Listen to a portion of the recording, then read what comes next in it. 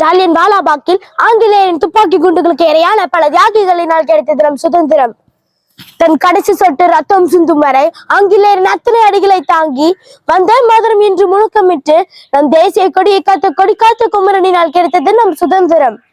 நேதாஜி சுபாஷ் சந்திர போஸின் சுதேசி படையின் வீர முழக்கத்தினால் கிடைத்தது நம் சுதந்திரம்.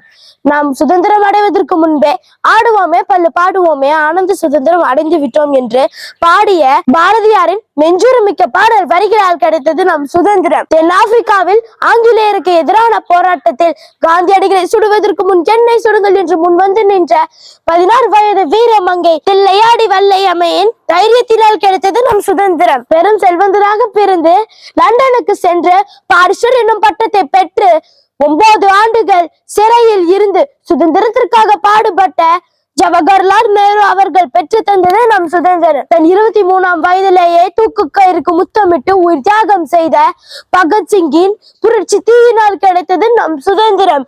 இந்தியர்கள் தயார் துப்பிற்கு இந்தியர்களே வரிகட்ட வேண்டும் என்று சொன்ன ஆங்கிலேயருக்கு எதிராக தண்டி யாத்திரை சென்றும் வெள்ளையர்களை வெளியேறு என்னும் இயக்கம் மூலமும் அகிம்சையை ஆயுதமாக்கி போராடிய காந்தியடிகள் அவர்கள் பெற்று தந்தது நம் சுதந்திரம்.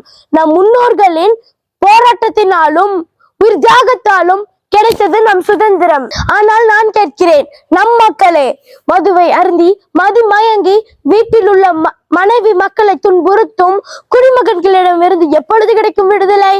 இந்த சுதந்திர தின நன்னாளில் இந்தியர் அனைவரும் மதுவை தொடமாட்டேன் என்று உறுதிமொழி எடுப்போம். வந்தே மாதரம் என்போம். மது இல்லாத புதிய தலைமுறை வந்துவிட்டது என்போம். ஜெய் ஹிந்த்.